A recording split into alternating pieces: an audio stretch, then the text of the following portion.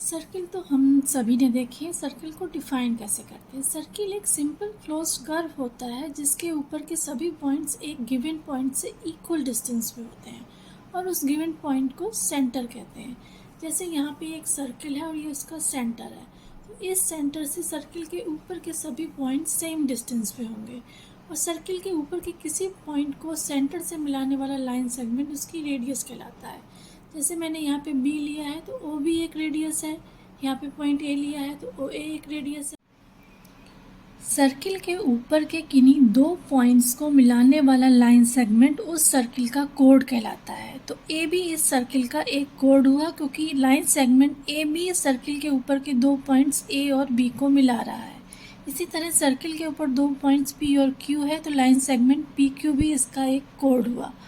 Line segment P Q या code P Q जो है वो सेंटर से होके जा रहा है, तो वो कोड जो सेंटर से होके जाता है उसे डायमीटर कहते हैं। इस तरह डायमीटर लॉन्गेस्ट कोड होता है।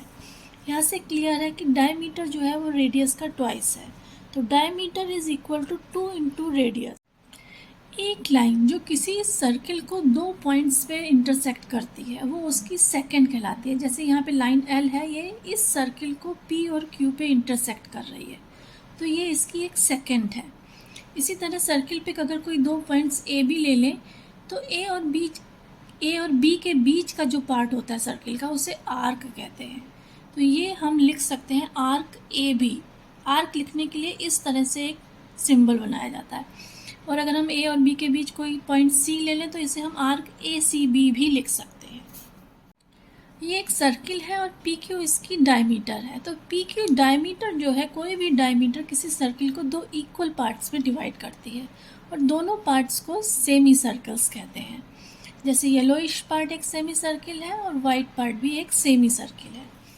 इसी तरह किसी सर्किल की कोड उस सर्किल को दो सेगमेंट्स में बांटती है। जो दो पार्ट्स में बांटती है उन्हें सेगमेंट्स कहते हैं। छोटे वाले सेगमेंट को माइनर सेगमेंट, बड़े वाले सेगमेंट को मेजर सेगमेंट कहते हैं। कोड जो है सरकमफेरेंस को भी दो पार्ट्स में बांटती है, पहली माइनर आर्क और दूसरी मेजर आर्क।